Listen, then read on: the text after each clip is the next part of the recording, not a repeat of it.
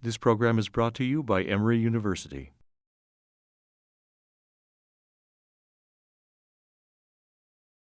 Good morning, everyone. It is truly my pleasure to introduce my friend and colleague, Dr. Alexis Cutchins, who is an assistant professor and director of Echo Lab at Midtown. She practices at Midtown and at St. Joe's and is very active in the Emory Women's Heart Center.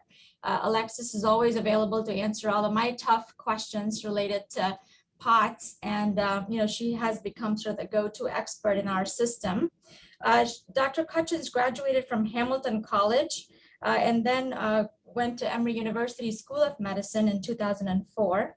She did her internal medicine at Weill Cornell in New York, and then a research fellowship as part of her cardiology fellowship at University of Virginia. She began at Emory since 2012. And what I know about Dr. Cutchins, she's extremely dedicated to patient care, and she really looks for answers until she finds them. And some of these POTS patients are quite challenging, as all of us know. And she just provides such care with compassion. And, I'm really excited to hear this talk today about her experiences with treating COVID patients who have POTS. So I will turn it over to Dr. Cutchins. Thanks so much, Pooja. Appreciate it. Hopefully everyone can see the slides here. And we'll get started. I'm excited to be here. I appreciate the invitation, and hopefully this talk is going to help everyone get a little bit more of an understanding of POTS, diagnosis, management, treatment. Let's see. Okay.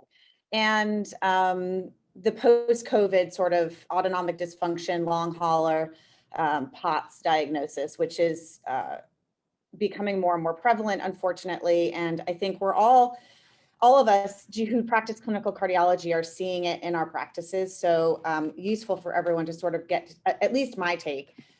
I have no financial relationships to disclose. A lot of what I talk about is coming from personal experience. There's not a lot of research in this area.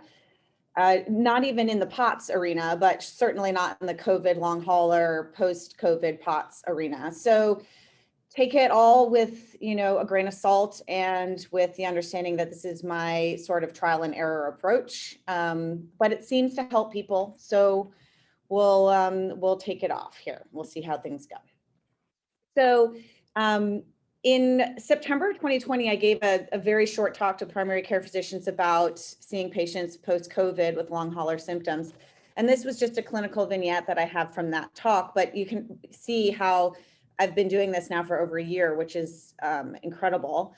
A 23-year-old woman with a history of seasonal allergies was diagnosed with COVID in April 2020. Her symptoms lasted 6 weeks without hospitalization. And in May, she was seen for chest pain and tachycardia in the ER with a negative CT for PE at that time. Her heart rate would go into the 140s after walking into the kitchen. And she had associated sharp chest pains that progressed to her right arm and shoulder. She never passed out, but she had a few presyncopal episodes. She had a normal echo. Pre-COVID, her heart rate was in the 50s to 60s with a blood pressure of about 120/80. And after COVID, her resting heart rate was in the 100s with higher blood pressures, 130s to 150s over 90s. As I said, April 2020. So this was, the beginning of the COVID pandemic. So I've seen many of these patients, very similar story, women and men in their 20s, 30s, even early 40s with mild COVID symptoms. Their heart rates after COVID will spike with standing or walking. They get chest pain, pre-syncope, shortness of breath with exertion. The chest pain they get isn't really typical of pericarditis. It's not particularly pleuritic.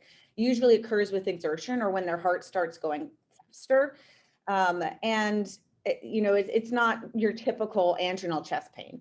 All of these patients that I've been seeing have had a normal echo, normal cardiac MRIs. I usually haven't been checking MRIs myself unless I'm seeing something abnormal in the echo. But, in the beginning of all of this, we were sort of shotgunning and everyone had normal cardiac testing. Blood pressures are elevated in these patients. It seems to be some sort of hyperadrenergic form of POTS, so an autonomic dysfunction. So this is one of the first articles that came out in the Atlantic. This was September 4th, 2020. I got sick 6 months ago. Now I can barely make it up the stairs. Did COVID-19 mess up my heart? I'm sure many of you saw this article and read it and, realized that we were in for a world of hurt here. But this was the beginning. I'm a member of a cardiology Facebook group, 1,500 female members. And August 31st, someone posted late cardiac sequelae of COVID-19 question. I have seen 5 young patients, 40 and under today, who had COVID 4 months ago, all with chest pain, shortness of breath, and palpitations. Is there anything to this? What are the late cardiovascular sequelae? I'm aware of acute complications, myocarditis, CHF, arrhythmia, but besides, routine cardiac testing, what do I do? What should I check for? Does anyone have any good references? That was, amusing given the fact that August 31st of this pandemic in 2020, we had no idea what we were doing. We still, don't have a lot of idea, but this was coming up a lot. So then some people started publishing a little bit. This was Dr. Miglis from Stanford. He put out a case report, August 2020, about a case of postural orthostatic tachycardia syndrome after COVID-19. This case report happened to be a 20-year-old dancer who developed COVID, minimal symptoms, and then had an abnormal tilt table test and was diagnosed with POTS. Since then, there's been more. March 2021, this report came out, POTS and other autonomic disorders after COVID-19 infection, a case series of 20 patients. Again, this was in 2021, autonomic dysfunction and long COVID, rationale, physiology, and management strategies. Again, post-COVID-19 syndrome associated with orthostatic cerebral hypoperfusion, small fiber neuropathy, benefit of immunotherapy in a case report. So we're seeing this. It's, it's a recurring theme. So I was having, I've seen a lot of patients in my career since 2012 when I started here who come in with dizziness and palpitations. Young women, I think they're attracted to female cardiologists. So this started very early on in my practice. And I got to have a keen awareness of, what these patients are complaining of and how to manage them and, where to go from there. Usually, we do our standard approach, right? A Holter or vent monitor, echo, orthostatics, tilt table test potentially.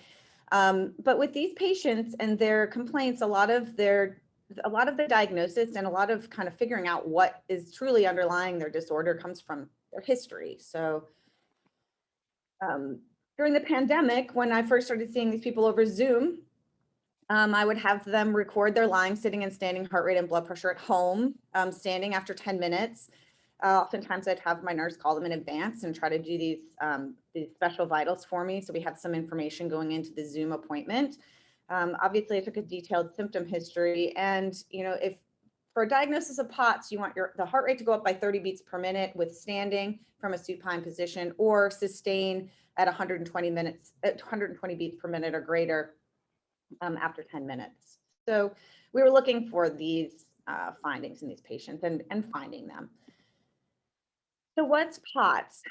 Postural orthostatic tachycardia syndrome. It's the most prevalent form of orthostatic intolerance. It's estimated in 500,000 Americans, although since the pandemic started a year and a half ago, I would say that's at least tripled, maybe quadrupled. I think there are probably millions of patients now who have some sort of autonomic dysfunction post-COVID. It's present in women greater than men, 4 or 5-ish to 1 at a relatively young age. And it's the most common syndrome of patients seen in autonomic dysfunction clinics. It results from a failure in large part of peripheral vasoconstriction. So the normal physiology of standing, you have 30% of your blood volume that's in the thorax while supine, and 300 to 800 milliliters of blood gravitates to the abdomen and lower extremities when you stand. 10 to 25% of plasma volume shifts into the interstitial tissues. You get a decrease of venous return, stroke volume, and cardiac output. And arterial baroreceptors detect a drop in pulse pressure and stroke volume, which increase sympathetic output and decrease parasympathetic. In normal patients, this results in a 10 to 15 beat per minute increase in heart rate and an increase in diastolic blood pressure of about 5 to 10 millimeters mercury. In POTS patients, we have an abnormal heart rate response with the maintenance of blood pressure. So there are several different types of POTS: the neuropathic, hyperadrenergic, genetic, hypovolemic, and impaired cerebral autoregulation. I'll touch on each of these briefly, but for the most part, I've been seeing hyperadrenergic and hypovolemic POTS post-COVID. So the neuropathic is peripheral denervation of sympathetic nerves to the lower limbs, abnormal muscle sympathetic nerve activity, and impaired leg arterial or vasoconstriction, leading to enhanced venous pooling.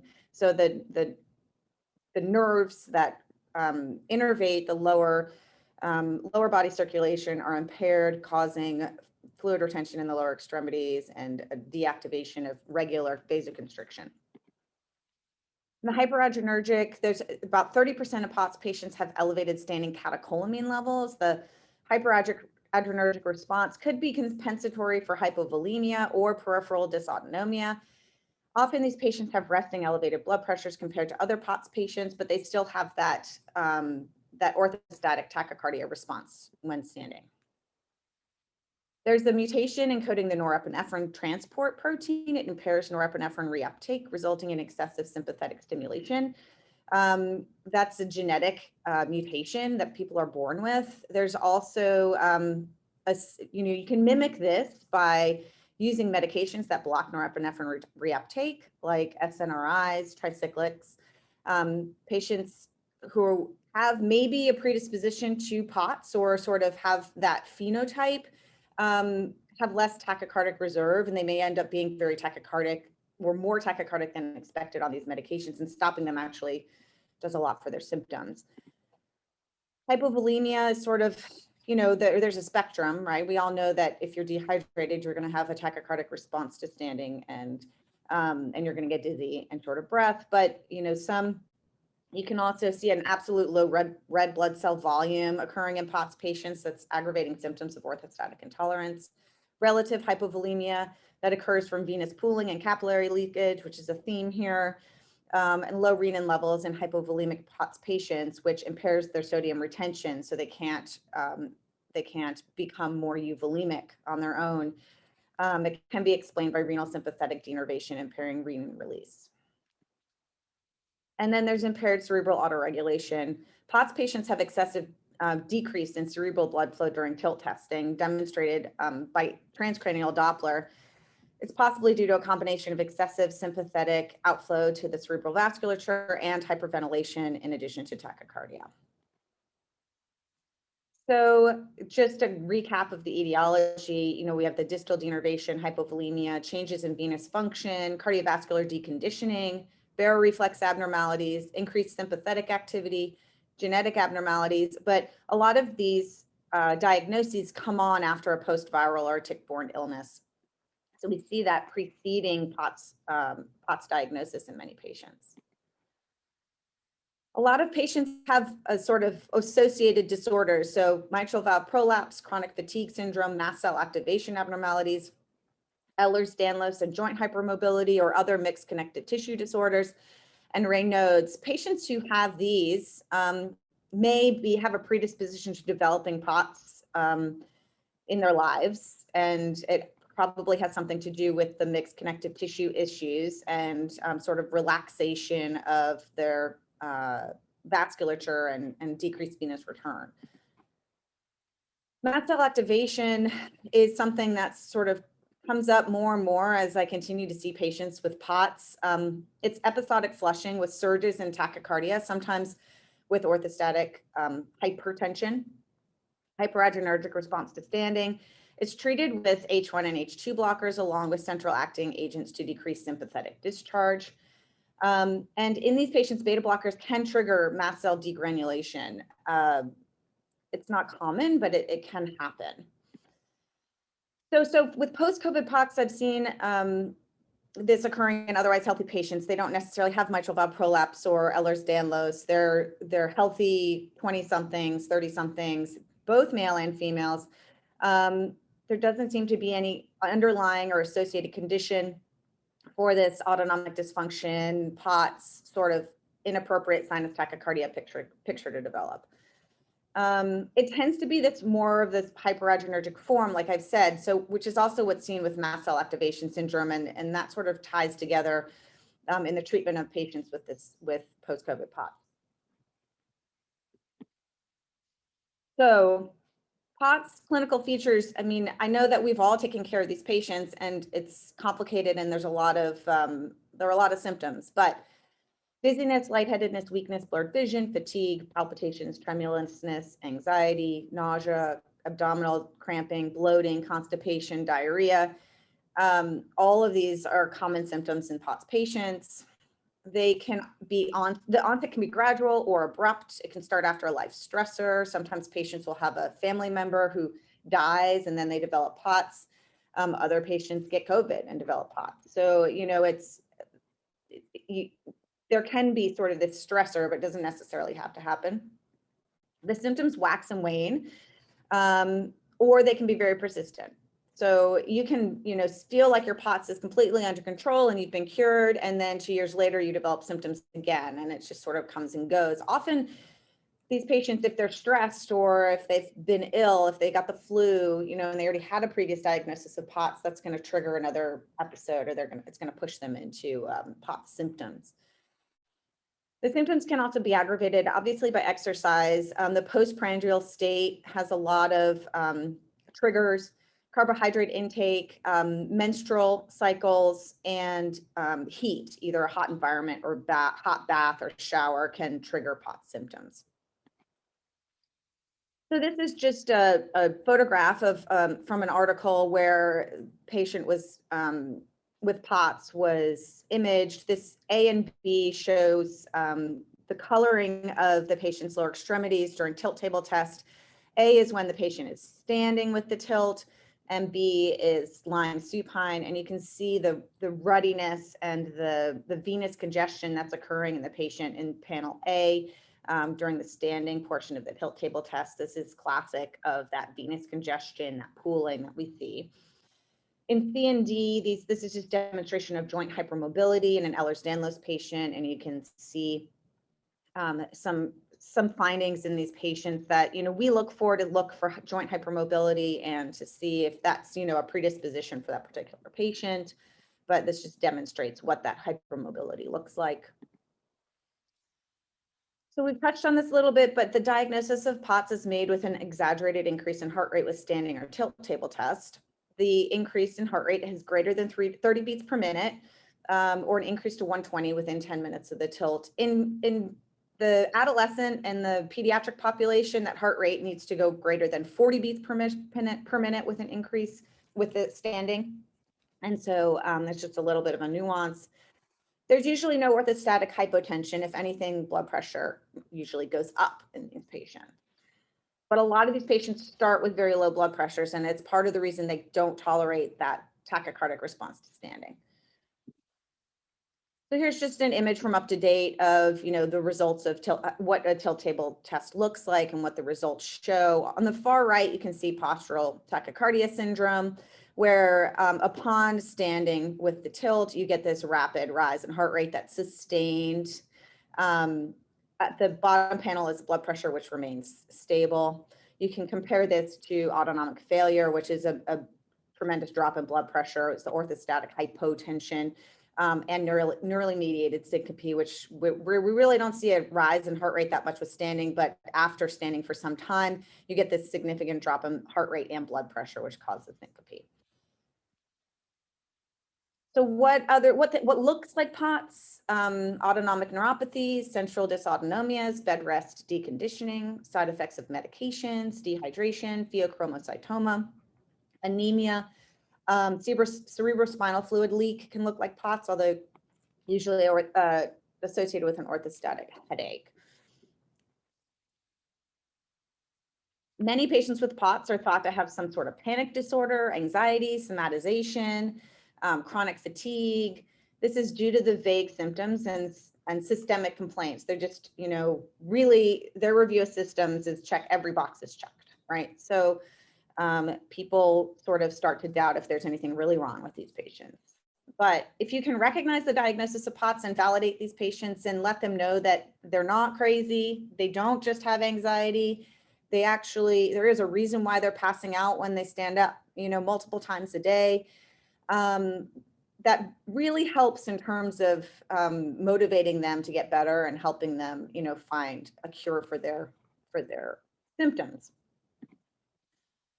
So, how do we treat POTS? Like I said at the beginning of this talk, there's no research, or there's not a lot of research. I shouldn't say there's no research, but it's really sort of a trial and error and patient specific catered approach. I like to look at this in multi-organ systems, and I try to find anything that's fixable. If I can fix something, then it gets me a little bit closer to helping these patients, get better from their POTS. If there's anything underlying that's making the POTS worse, I try to get rid of that first. So I have a lot of patients who come to see me for palpitations, and they don't have POTS, they have severe anemia. Usually this is African-American women who come in with fibroids and excessive bleeding, and they're anemic and they have palpitations and they feel pre-syncopal, and we fix that and it goes away. So that's something to look for, obviously. I have a handful of patients who have showed similar symptoms. It turns out that there was potential for a CSF leak.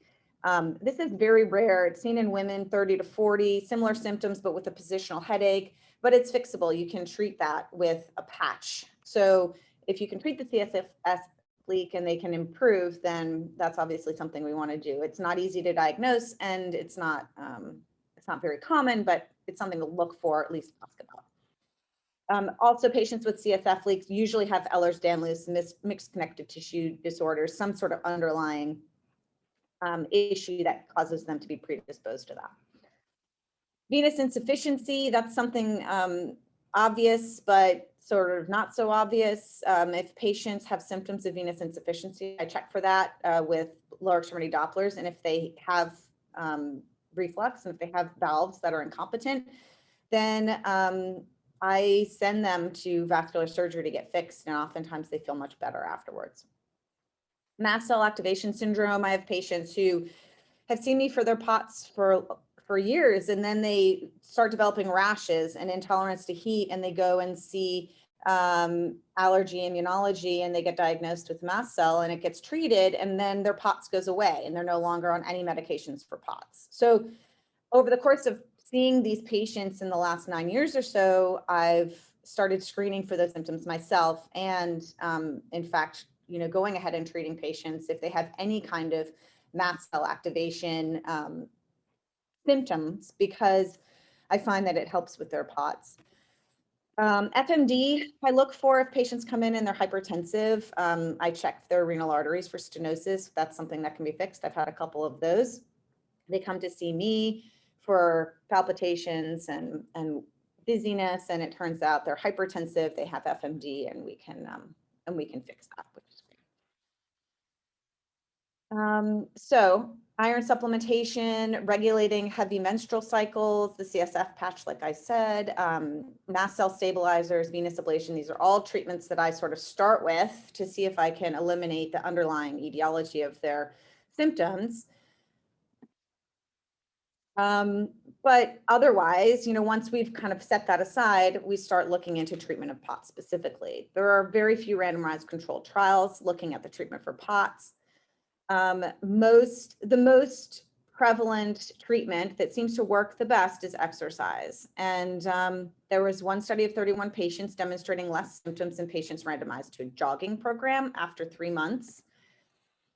Here's an article from 2012, short-term exercise training improves cardiovascular response to exercise in the postural orthostatic tachycardia syndrome. Essentially, this study showed improved exercise capacity and heart rate recovery, but didn't evaluate symptomatic improvements. We assumed their symptoms were better, but it didn't touch on that. Another exercise study showed that in 19 patients' quality of life assessed using the 36-item short form health survey was improved after exercise training, but not after propranolol treatment. These results suggested that for patients with POTS, exercise training is superior to propranolol at restoring upright hemodynamics and normalizing renal adrenal responsiveness and improving quality of life. Obviously, this was 19 patients, and that's the problem with a lot of these POTS literature. It's a very small patient population that was studied. So what do you do when your patients can't exercise? Because the patients who have POTS find it very hard to exercise. Their symptoms are so profound. Even when asked to do minimal amount or use a recumbent bike or a rower, they really can't tolerate it for more than a couple minutes. Even if they do a couple minutes, once they stand up, they pass out again. So the start of POTS treatment is a sort of lifestyle modification and using whatever we can that's not medical to help patients feel better. Sometimes it's all it takes. So volume expansion, more than 64 ounces of water a day throughout the day. Electrolyte replacement fluids like Gatorade and Powerade. I also recommend drip drop or liquid IV, which are powders that you can pour into water that provide a certain amount of sodium. I ask patients to liberalize salt, and I usually use a target of 3 to 6 grams a day of sodium. A lot of papers will try to push more like 10 grams. In my experience, that seems to be too much and not necessary. Rarely we use saline infusion if patients really have a problem drinking large volumes of fluid, which can happen because of the associated autonomic dysfunction. These patients have gastroparesis, they have intolerance to large volumes of fluid or food, and so sometimes they can't keep anything down, and then they become severely dehydrated and really have a problem getting past this volume expansion step. I use iron a lot. I check for iron deficiency in all these patients, even if they're not anemic, even if their hemoglobins are in a normal range. If they have ferritin levels that are low and they are truly iron deficient, then by treating them with iron, their symptoms actually improve dramatically. I think just as a component of volume expansion, I think it helps sort of improve vascular volume. This study came out in JACC in May of 2021, 14 POTS patients and 13 healthy controls that showed a high dietary sodium increased plasma volume and lowered serum norepinephrine levels. It's pretty obvious, but there was a study that came out to prove what we've been doing for these patients for years, which is great. I try to limit venous pooling. So this has been studied fairly regularly in this population of patients. You want to avoid standing for long periods of time, but also wear compression hose. So I recommend thigh or waist high. The higher the better, essentially. 20 to 30 millimeters of mercury in strength. Some patients don't tolerate them, but if they do tolerate them, they really work well. And most of my patients say they feel better if they can keep the compression hose on. I encourage patients to try different strengths, styles, leggings versus socks to keep their feet uncovered if it's too hot. You can buy these on Amazon. It's not hard. You can find ones that are inexpensive. You can also get them covered by insurance, with limitations, but they really do help a lot. Here's just a couple articles showing the testing of compression in patients with POTS and the outcomes. Also small groups of patients. This one was 20 patients done in 2014, abdominal and lower extremity compressions. I do find that if you can get something around their waist, it helps. And so it's just keeping that fluid from pooling in their lower extremities. So as I touched on earlier, in patients with significant symptoms of venous insufficiency, like edema or pain with standing, if they have any family history of varicose veins whatsoever, I get lower extremity Dopplers on those patients. This is in a 20-year-old with POTS symptoms who, if they endorse any of these symptoms, I'll get the lower extremity Dopplers. And it turns out that these patients have venous insufficiency. It's real. They haven't been pregnant before. They're not old. It just exists. And I have sent several of these patients, probably 6 to 10, to vascular surgery to get an ablation. And they've told me afterwards that it was a life-changing moment for them, that their symptoms improved. I have patients tell me that their POTS is gone, essentially, after we've fixed this, this very simple issue of venous insufficiency. So that's something that I look for regularly, and that is really fixable and actually helps these people, which, you know, if we can find anything that helps these patients feel better, that I'm all for it. So salt tablets I prescribe. I usually try to limit 1 to 2 tablets a day, which is 1 to 2 grams of salt tablets. I try to recommend patients to take the salt tablet first thing in the morning with a large glass of water before getting out of bed, so that we can start that rehydration process and increase their intravascular volume first thing in the morning before they even get up and start pooling in their lower extremities. Supplementing with alpha lipoic acid is anecdotal, 600 milligrams a day. It helps in some patients. I think it increases intravascular volume as well, sort of like osmotic increase in volume that, you know, it helps them feel better. It doesn't hurt them. If they feel like they're not benefiting from it, or they have side effects from it, I tell them to stop it. But some patients do feel like the ALA helps. I supplement vitamin D if deficient. You know, why not? I mean, there are other reasons we should be supplementing vitamin D, but in a lot of patients, they find that once they start taking the vitamin D, they start feeling better. I don't know if that's placebo or not, but it does help. And then the iron supplementation, as I said before. A lot of patients find improvement in symptoms on a gluten-free diet or a lactose-free diet. I don't know why, but it might have something to do with the inflammatory component of this sort of systemic syndrome.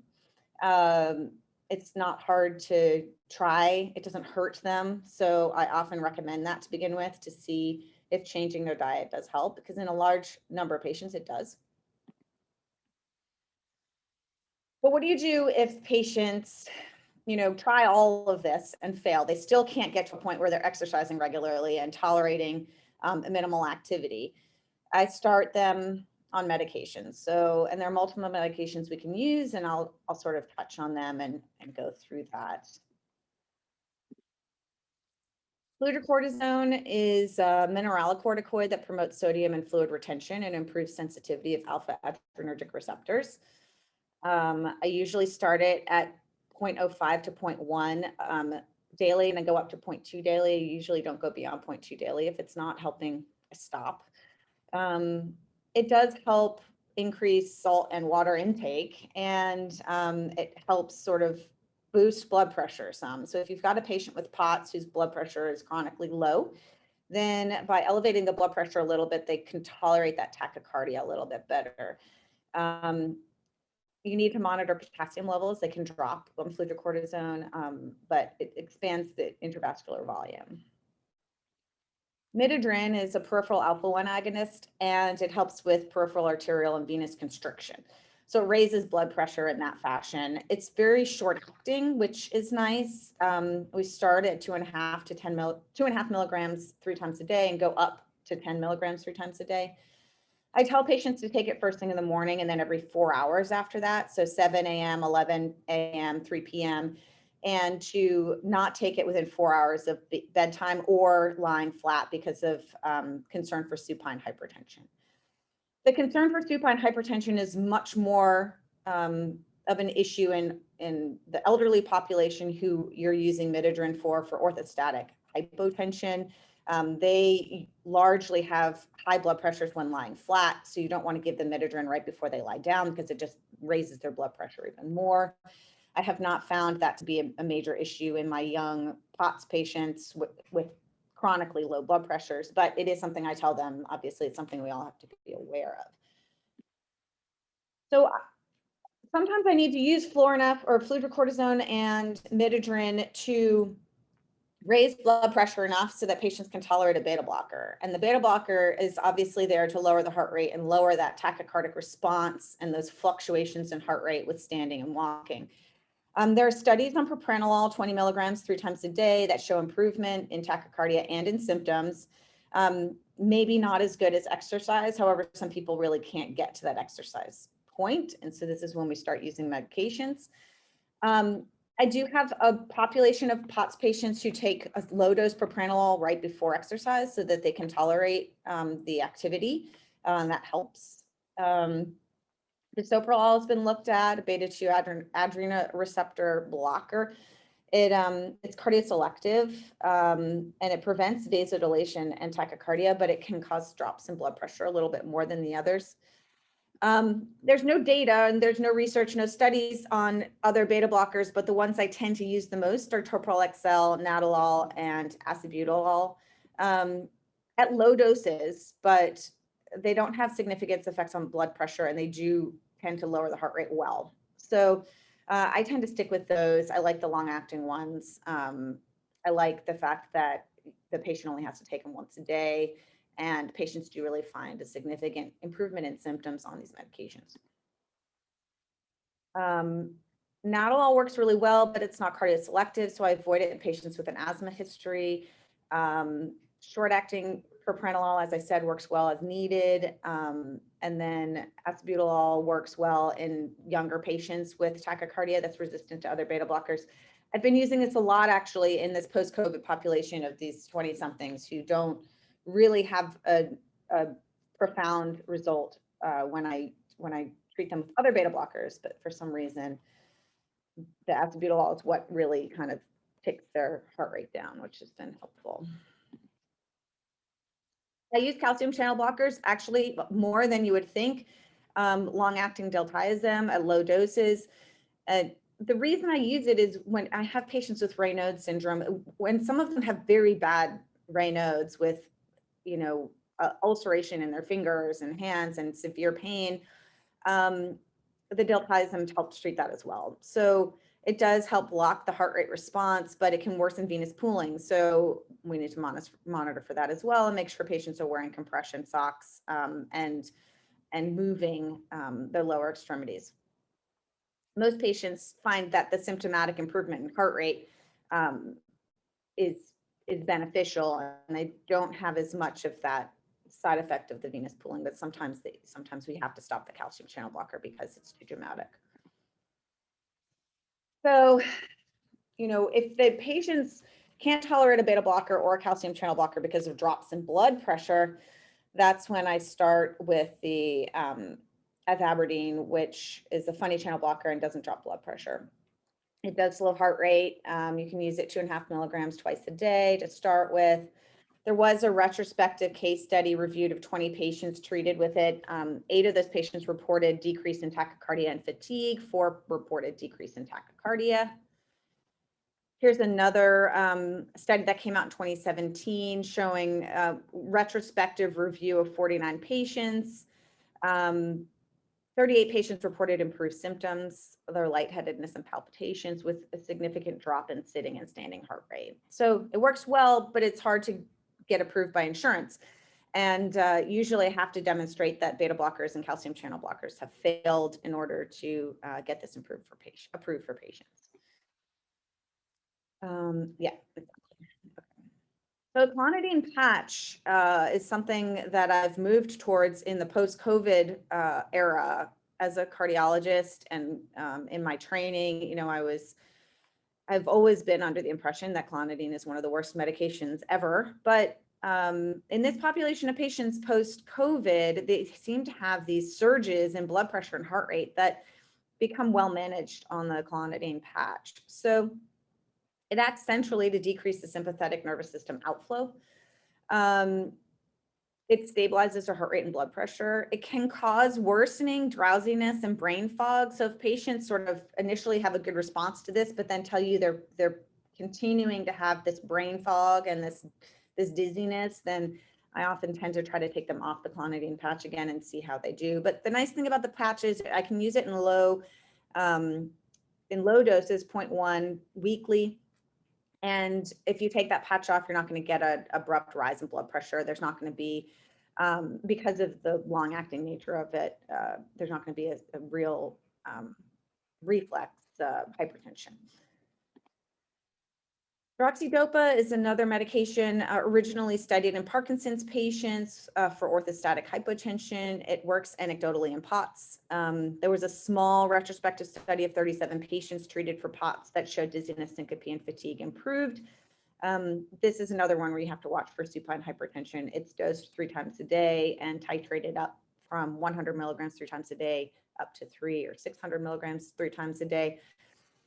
Also another one that's hard to get approved by insurance and requires some, usually some prior authorization sort of demonstration that patients have failed other medications. So SSRIs are helpful because they increase the stimulation of the standing vasoconstriction reflex. They reduce venous pooling and increase orthostatic tolerance. A lot of my patients don't want to go on SSRIs because they've been told many times that they're anxious or they have psychiatric issues, and that's the only reason their symptoms are there. But in fact, I try to tell them that I'm not using it for anxiety or depression. I'm using it specifically to treat their POTS, and then they seem to be, more willing to try it. Bupropion works well. It can cause some tachycardia, so you have to be careful, but it does seem to help.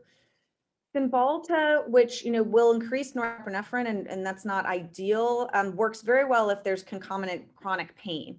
So the chronic pain itself can be an underlying stressor on the autonomic nervous system. It can cause POTS to develop. And so if you can eliminate that chronic pain, then the POTS symptoms improve. I have found that venlafaxine or Effexor really is not well tolerated in these patients, and in fact is often one of those medications that I'll remove if they come to see me for the first time with POTS, because it does cause a lot of tachycardia. Pyridostigmine is another medication that's been looked at in POTS patients. It's an acetylcholinesterase inhibitor. It augments the rest and digest arm of the autonomic nervous system. There was a small study of 17 patients in 2005 that showed a mild drop in heart rate and improved symptoms in patients taking the medication versus placebo. It can cause nausea and increase in GI motility, which in a lot of my patients isn't a bad thing, actually. A lot of them often have gastroparesis or decreased GI motility baselines. So using this can help. And it's not my first go-to, but I have seen benefit in some select patients that seem to fit sort of that profile of needing a little bit of gastrointestinal stimulation. Desmopressin is another agent that can help with free water retention. It can result in hyponatremia. I try not to use it chronically in these patients, but can be used as a PRN sometimes to increase intravascular volume. You just need to monitor their sodium levels. So oral contraceptives, I don't prescribe personally, but a lot of these patients have symptoms that fluctuate with their cycle. And so if we can eliminate their menstrual period completely, their symptoms dramatically improve. So I asked them to work with their GYN to get an IUD placed or some sort of continuous hormonal therapy. If it's not contraindicated, then estrogen-based therapy can maybe increase blood pressure a little bit, which sometimes helps also with symptoms. So treatment for COVID long haulers, they obviously have autonomic dysfunction. They have POTS. They have inappropriate sinus tach. They're very symptomatic and have lost significant function in terms of activities of daily living. But a lot of this is also brain fog and fatigue. I found that antihistamines have helped anecdotally with this. The long haulers seem to have this hyperadrenergic tendency that the patients with mast cell activation syndrome also have. And so by using antihistamines, H1 and H2 blockers at high doses, that actually eliminates a lot of their symptoms. I've had POTS long haulers who have started on antihistamines and their symptoms dramatically improved. I mean, it sort of got them to that next level where they could maybe get back to work or function at a little bit of a higher level. These patients have tried to wean themselves off of the antihistamines and their symptoms come right back. So there's clearly some sort of relationship between histamine overload and the long hauler syndrome, at least in a select population of patients. So actually recently, this article was accepted in the Journal of Investigative Medicine. It hasn't been published yet, but it's been accepted for publication. I found this June 7th, 2021, so recently. They did a study on 65 participants, all post-COVID. 16 had recovered uneventfully, 49 had long COVID symptoms. And then 25 of those patients with the long COVID symptoms received antihistamines. In that group of 25 patients, 60% of them had improved symptoms. In the patients who didn't receive antihistamines, only 25% of them felt like their symptoms were improved over the following months. So there's something here. I don't know what it is, but there seems to be a relationship with blocking that histamine response and improving symptoms of long haulers. I've used Nadolol, Toprol XL, Acebutolol, as I said earlier, in blunting the tachycardia and getting these patients back to exercise. Of course, I'm telling them all to hydrate well and to use compression socks, etc. But these beta blockers seem to have helped. The patient that I talked about at the beginning of this talk, that case, the case that I noted, she was treated with Nadolol, very low dose, and in a matter of weeks, she got herself back to normal activity and weaned off the Nadolol, and she was feeling better a couple months out. I haven't seen her again, which is always a good sign in these patients. When they don't come back to see me, I just assume they've gotten better, which is great.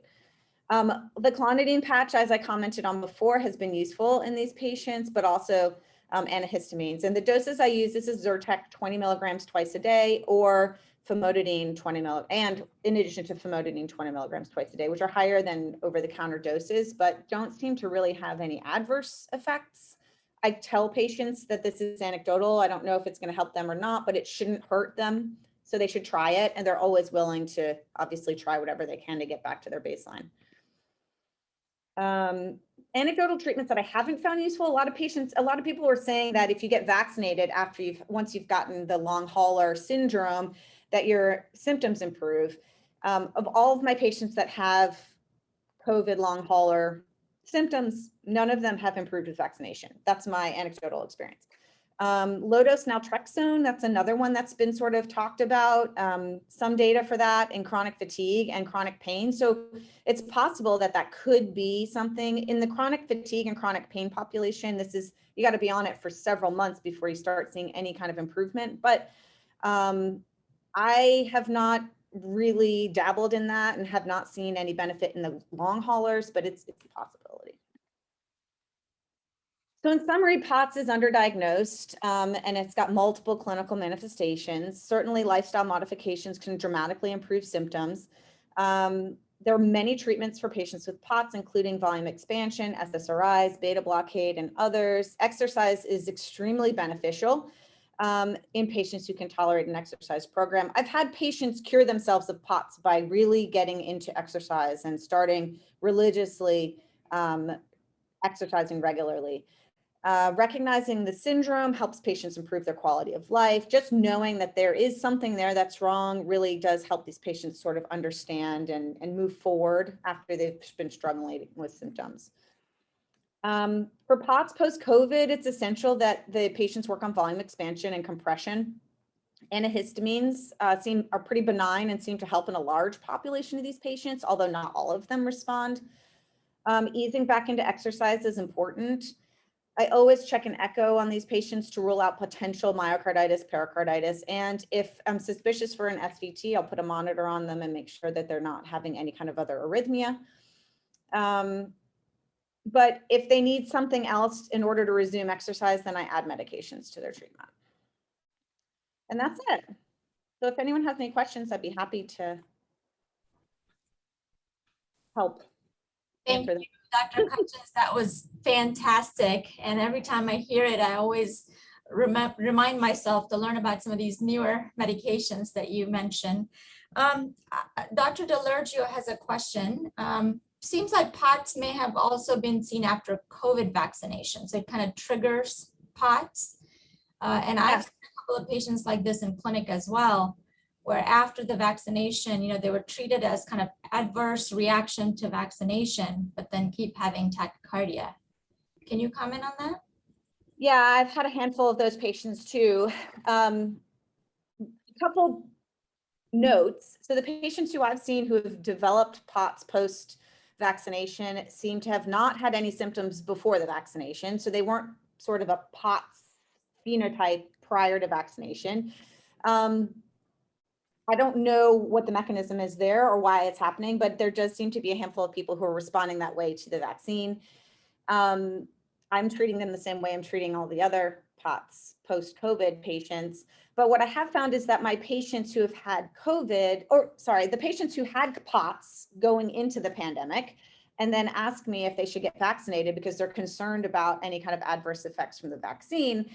I haven't had any patients who have had issues with the vaccination that maybe their POTS symptoms worsen for a few days, which is expected. We've all had post-COVID vaccine symptoms, but they resolve and they get back to their baseline pretty quickly. I tell them that they really need to hydrate the day of the vaccination.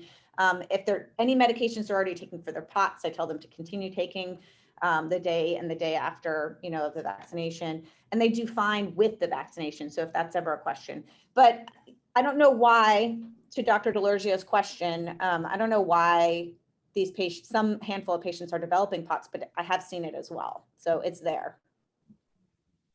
Great. Dr. Toliva is asking, what type of testing are you doing for mast cell activation syndromes? Yeah, so I will send patients who come in to see me with POTS post-COVID for histamine levels and tryptase levels. I've never had a positive level come back. I've had borderline histamine levels, but no one has ever come back with this high tryptase level that is diagnostic of mast cell activation syndrome. I treat these people if they, if it seems at all like they've got an inclination towards that hyperadrenergic POTS or towards, if they get rashes or if they've developed a new rash after COVID that, seems to be persistent, I go with the antihistamines without necessarily referring them to an immunologist or an allergist, because oftentimes I find, just like POTS, this mast cell activation syndrome seems to be a spectrum. And yes, it can be diagnosed with these tests, but oftentimes it's not. And you just sort of have to decide if patients are willing to sort of understand that they may be on the spectrum of mast cell activation and these antihistamines can help. I go ahead and just treat it. And, like I said, a lot of the time it helps. Some of the times it doesn't. We stop the antihistamines. It's no big deal. We just move on and try, other things. It's also, trying to catch a tryptase level when they're having an actual flare is hard. Yeah. Because I had a patient who came into my office, a few months ago with this huge rash and just looked very active and very sort of mast celly. And I was like, oh, this is it. This is the person that I'm going to get the elevated tryptase level on. And it wasn't elevated. And I started her on antihistamine. She'd never taken them before. And she was feeling like $1 million when she came back. So, I don't know a lot about all of that. I just know that the treatment is pretty benign. And so I try it. And a lot of times that helps these people feel better. Dr. Clements is asking, can you address Regeneron and decreasing the risk of long-term COVID? Yeah, that's a good question. I haven't seen anyone who's received the monoclonal antibodies with, COVID infection come in to see me with long hauler symptoms. I don't know if that's because they're usually older when they get it. And so they're not really in this population that's sort of more likely to develop long hauler or symptoms or post-COVID long hauler syndrome. But I haven't personally had any experience, and I have not read anywhere in the literature that patients, that it helps or hurts. So, but it seems maybe because you have to be sort of in an at-risk population to get it to begin with. Those aren't the people who are getting long COVID. It's patients who are running 3 miles a day and then get the sniffles with COVID. And then 2 weeks later, they're totally devastated with symptoms. And so it's a different group, I think. The group that I find challenging is, it's easy to tell people when they have tachycardia and low blood pressure, you say, oh, eat a lot of salt and it's fine. But then inevitably a small percentage, I would say probably 25 to 30% will call you back 2 weeks later and say, my blood pressure is 160s, 170s, 180s. Yeah. What do you want me to do with the salt? So right. I feel like the autonomic dysfunction in the spectrum where they have these swings, where it's not just always low blood pressure, but it's actually really high blood pressures and then they drop, that's probably the hardest population to manage. Yeah, that's why I sort of tend to encourage that 3 to 6 grams of sodium target. If they're coming to me post-COVID and their blood pressure's up a little bit, I tend towards 3 grams or 2 to 3 grams because they come back, some patients will just go, very full force into the high sodium diet and they get 10 grams a day. And then all of a sudden their blood pressures are just really high and you're dealing with that. And so, but the nice thing about the patients who have that labile or that little bit of a higher blood pressure, you can use the beta blockers pretty liberally and it helps with their heart rate. And so that sort of stabilizes everything at the same time. So it is a little bit, gives you a little bit of a cushion with some of these other medications that treat their heart rate, which is helpful. But yeah, you have to be careful not to overdo it with the salt. We have 3 more minutes, and actually there's a question from Dr. King. Has there been any increase in POTS in patients without long COVID due to stopping exercise during the COVID restrictions? Oh, that's a really good question. I haven't seen that.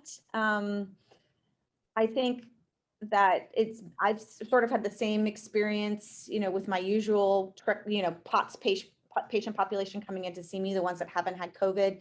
Haven't really seen a change there. If anything, this younger population is exercising more because they're not commuting. For the last year and a half, they had more time because they didn't have to commute back and forth to work. And so they had this newfound time in their day where they could spend a little bit more time exercising, and that sort of helped them improve their POTS symptoms compared to pre-pandemic levels. So I haven't really noticed a shift there. Great. Any other questions or comments? I imagine it's very, challenging to take care of these patients. Do you have a nurse practitioner or, who is helping you in clinic manage the phone calls and things? Do you have a dedicated person? It's certainly challenging. These patients are very eager to get better. They're feeling horrible. They're not, able to go to work, and all they want is to get better. And they're young, so they're very active and they're very responsive. So they're on Emory all the time and they're calling the clinic all the time. My nurses, both at St. Joe's and at Emory Midtown, are excellent, and they understand this population well, which is nice because they're sympathetic to their needs, which is important. I have several nurse practitioners. All of the nurse practitioners at St. Joe's and at Midtown understand POTS and understand my strategies in terms of taking care of these patients. So I often will see these patients once or maybe twice in clinic and then hand them over to nurse practitioners for several visits to titrate medications to sort of get them feeling a little bit better before I see them again in clinic, which is very helpful because these patients need some sort of continuous care and continuous monitoring, titration of medication. I see a lot of these people over Zoom, which is helpful because they live far away and they don't want to come into the clinic necessarily. And it's just a matter of seeing how they're tolerating the beta blocker. Do you need more? Do you need less? Or are you getting enough salt in your diet? Or did you try the compression socks? It's more that conversation. So I don't necessarily have to see them all personally in clinic, which is helpful. There are 2 more questions, but I know, Alexis, you have clinic to get to. Do you have time for 2 more? Yeah. Okay, great. So Dr. Gongora has a comment and a question. I found that there is a correlation between diet and POTS, especially in young women. I've seen several lean, healthy women, sometimes Asian ladies with very healthy, low carb, low sodium diets. Have you found this correlation? No, not particularly. I see sort of everyone who comes in has a different sort of take on their diet. What I have seen is patients who eliminate gluten from their diet seem to improve. Also some correlation with eliminating dairy, they seem to get better. But I have patients with POTS of all shapes and sizes, and I haven't really seen a connection between their diet coming in and the development of POTS. And Neil Dickert has a question that has been on my mind. Are there attempts to use any of the, the increased incidence with the long haulers to do bigger trials for interventions? And you and I have talked about one possible. Yeah. So, it's true. Now that we're seeing this rise in numbers, maybe we'll have an opportunity to actually do some randomized controlled trials that with, some medications and interventions. I know that people are studying long haulers. I know that people have databases full of patients with long haul COVID.